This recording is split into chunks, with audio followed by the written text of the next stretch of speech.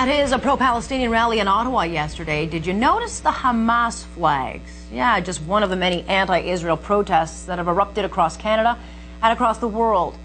Here's a refresher on their mindset from a Toronto protest that happened Monday. Is Hamas launching rockets into Israel right now? No, that's lies. I definitely 100% support Hamas for not accepting that ceasefire. I'm so shameful to be called a Canadian and be in Canada. Right. Well, let's not forget the violence that erupted at a pro-Palestinian rally in Calgary late last week. As Israel continues defending itself from terrorist fire, a couple of things have become very clear. The world is very selective with the bloodshed it gets behind. ISIS, as you know, is slaughtering its way to an Islamic State. No outrage, no protests, no international condemnation. Boko Haram is also slaughtering innocent men, women, and children in the tens of thousands, and yet the silence is deafening. Yet a growing chorus of voices call the Israeli-Hamas conflict genocide. Really? Let's talk about genocide, which both of the previous uncontested groups are carrying out right now. The following are real cases of genocide. The 1991 Algerian War, where 150,000 Muslims were killed. 20 years later, during its Arab Spring in 2011, another 174,000 Muslims were killed. Syria, 2011, 250,000 more dead Muslims. None of these people have been killed by Israel. And none spark outrage, as folks just accept it as the price paid fighting for freedom. When it comes to Israel trying to save itself from terrorists, whose charter openly states 12 times the eradication of Jews, the world erupts into hate. Synagogues are attacked, and anti-Semitism bubbles to the surface. One thing this conflict has exposed is the growing hate for the Middle East's only democracy. Let's welcome Douglas Murray, who joins us this morning in London. You, of course, are the author of several books, including Islamophobia. Good to have you with us. Good to have you. Good to be with you. It's Islamophilia, if I can. My apologies. Correct you there. My apologies, of course. Sorry. Douglas, let's talk a little bit about what I said in the monologue. Is there truth to what I speak? Absolutely. You got it bang on. I mean, this is the strangest situation we have going on in our time. In Syria and Iraq, ISIS and ISIS-like groups are carrying out not just purges, but an ethnic cleansing, a cultural, religious cleansing of the region, chasing the Christians that remain in Mosul in recent hours, telling them, first of all, they can either convert to Islam, live as second-class citizens, or die, and then just in recent hours taking away the second of those two options. So now it's just convert or die. So that's what's going on. But the world seems to have turned away from Syria, turned away from Iraq, they've turned away from Nigeria. What happened to bring back our girls? It was a hashtag, a quick protest, a registering of a little cultural annoyance, and then just move on, forget about it.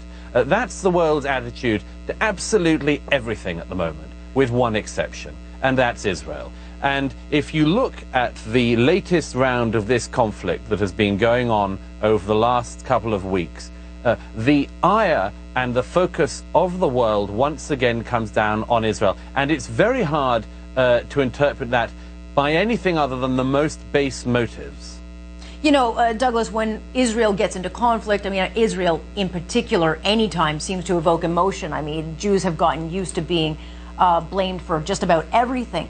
But have you seen the animosity to the levels that we are seeing right now? Because, I mean, there are things trending like Hitler was right, it killed Jews. These are now becoming part of social media language.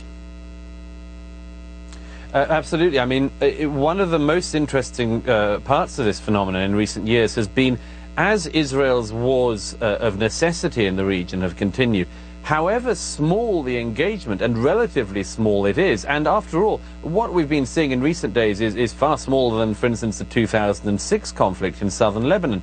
But each time the conflict, however large or small it is, one thing you can tell these days is that the level of protest, outrage, opposition in the Western democracies grows exponentially. And there are, I think, very clear reasons for that. It's something that very few people want to put their finger on, but it remains the fact in the city I'm sitting in London, in Paris and elsewhere, this is not actually by and large ordinary, you know, middle class or working class, you know, British or French citizens. These are, as it happens, in very large numbers, Muslim citizens of these countries who are claiming that they are outraged about the alleged murder of their fellow Muslims. And this is astonishing.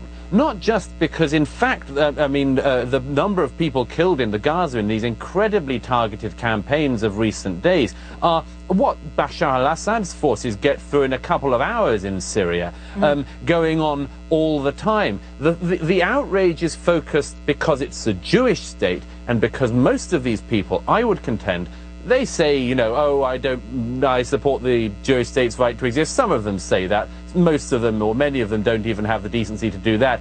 But they say this kind of thing. But actually, if you don't believe that Israel has the right to stop a group that has professed repeatedly since its foundation that it wants to annihilate Israel, if you believe that Israel doesn't have the right, in the most targeted manner and in the most humane way possible, to try to stop this enemy, then of course you don't believe in Israel's right to exist. You believe in Israel's right to die. Sure. Look, here in Canada, we had a protest yesterday in Ottawa. They were trying to rally the government to go against Israel. It was a pro-Palestinian march.